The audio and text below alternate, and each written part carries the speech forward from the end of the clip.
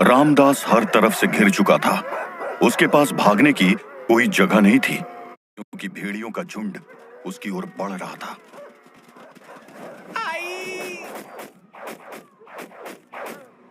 ये ये ये ये, ये क्या हुआ?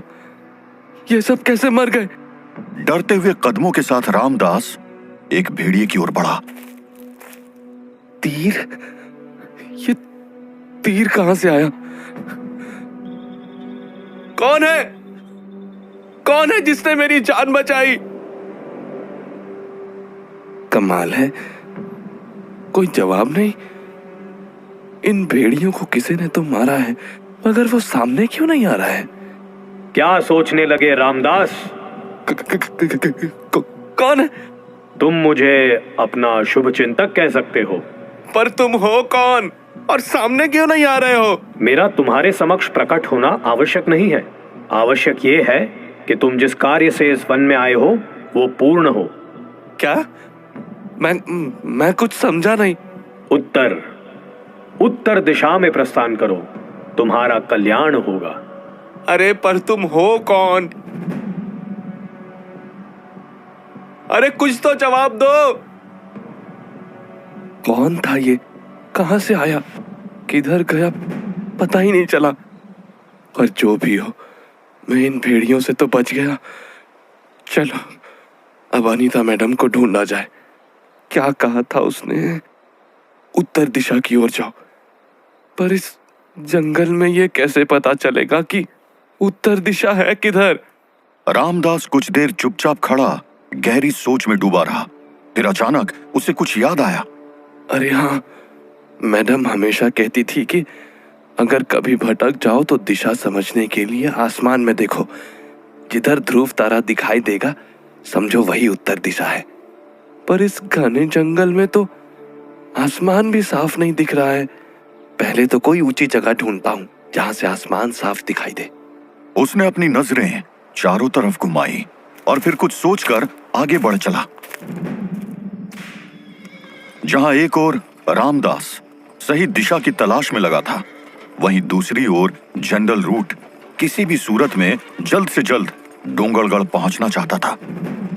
ये जनरल तो पूरा पागल हो चुका है। ऐसे चाबुक मार मार के ये अपने घोड़ों को मार देगा और फिर हमें पैदल चलना पड़ेगा।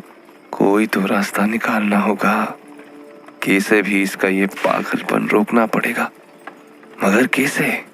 ओमकार थक चुका था और उसके साथ साथ लगभग बाकी सब भी, मगर जनरल रूट के डर से कोई कुछ कहने की हिम्मत नहीं कर पा रहा था। पर ओमकार उन सब से अलग था। लोगों को ठगते ठगते वो बहुत शातिर हो चुका था और उसका खुरापाती दिमाग एक योजना बनाने में लगा हुआ था। अगर मैं किसी तरह थोड़ी भगदड़ मचा दूं तो काम बन जाएगा, मगर मेरे को जो भी करना है रात रहते रहते करना होगा, वरना दिन के उजाले में कुछ भी संभव नहीं होगा। सोच ओमकार, सोच। बिना किसी की नजरों में आए ये काम कैसे? कुछ तो मदद करो प्रभु, कुछ तो। Oh God, where did this wind come from? Control your horses! What the hell? ये weather को suddenly क्या हुआ? Get the caravan to safety. Sir, the downpour is too heavy. वाह रे प्रभु, क्या समय पर आए हो। ओमकार को जिस मौके की तलाश थी वो उसे मिल गया था। अचानक से साफ आसमान में चमक रहा चंद्रमा बादलों की ओट में छुप गया और तेज हवाओं और बारिश ने पूरे काफिले में अफरा तफरी मचा दी। Corporal, find a shelter. Sir, the wind is getting stronger. Our torches won't stay on for long. मशालें लगभग बुझ चुकी थी और उस आंधी तूफान में कोई ये समझ नहीं पा रहा था कि आखिर कौन कहां है। सब अपने आप को सुरक्षित करने के रास्ते खोज रहे थे, मगर ओमकार की नजर उस गाड़ी पर थी जिसमें राशन था। अगर मैं इस राशन वाली गाड़ी को नुकसान पहुंचा दूं तो आगे बढ़ना मुश्किल हो जाएगा। बिना खाने पीने के तो जनरल रूट भी आगे बढ़ने का खतरा नहीं लेगा, मगर ये काम करूं कैसे? Everyone, we need to find shelter. सब लोग पेड़ों की तरफ मूव करो। Get off the road! I cannot see the trees. Oh no.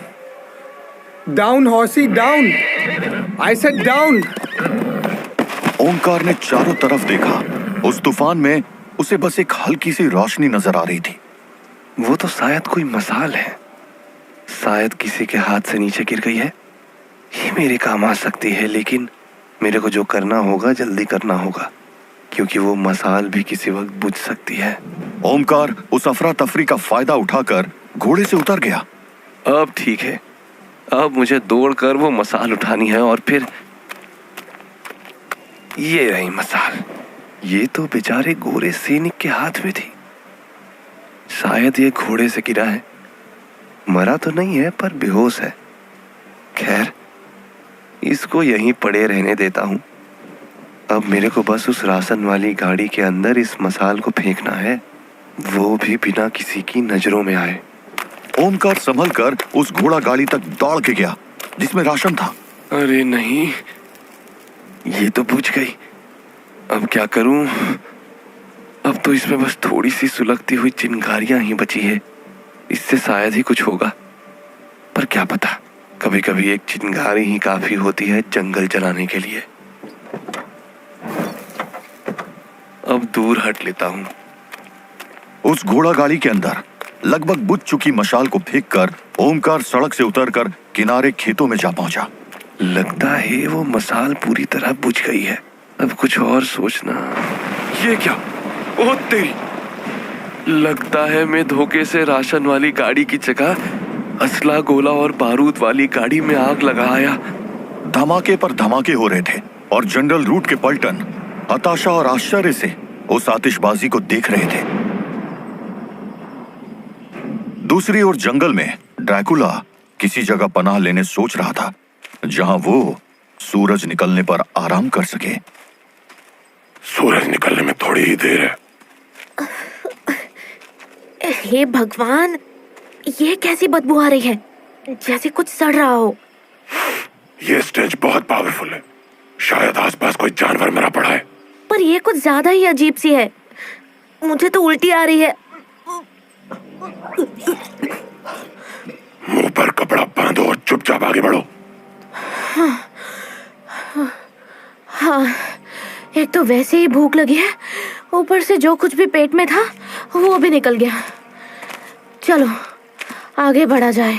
उस दुर्गंध को सहते हुए दोनों थोड़ा ही आगे बढ़े थे कि उनके आगे एक ऐसा दृश्य आया जिसे देखकर अनीता तो क्या, ड्रैकुला भी हैरान हो गया। हे भगवान, ये क्या है? ये तो कोई हाथी है, मगर इसका ये हाल, ये नेचुरल डेथ तो नहीं लग रही। क्या भेड़ियों ने... अरे तुम उसके पास क्यों जा रहे हो? ओहो, ये तो बिल्कुल पागल है।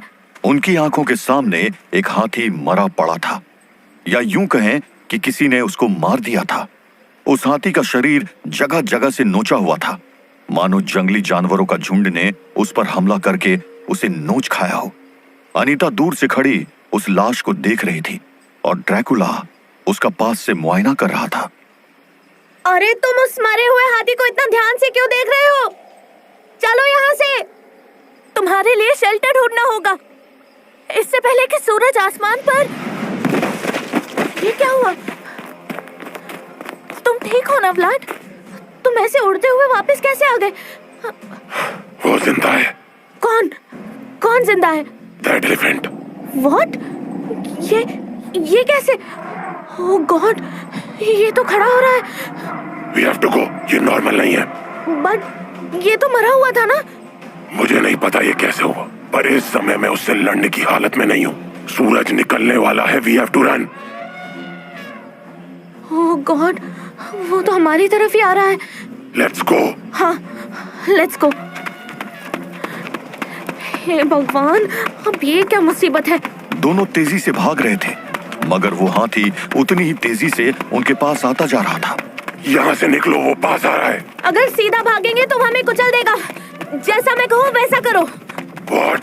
आई नो तुम्हें 400 साल का एक्सपीरियंस है, मगर मैं जंगली जानवरों को शायद तुमसे ज्यादा जानती हूँ।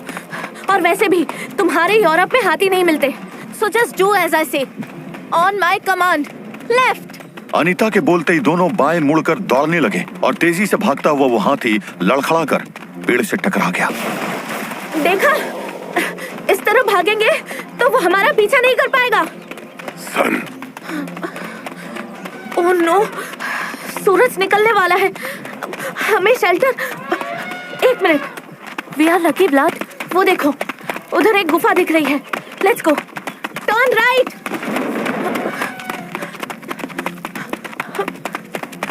Faster Vlad, faster. हम बस पहुंचने वाले हैं।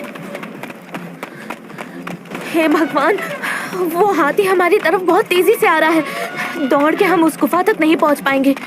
Blood, we have to jump. Jump. Yes, जब मैं कहूँ उस केव के अंदर की ओर जंप करना।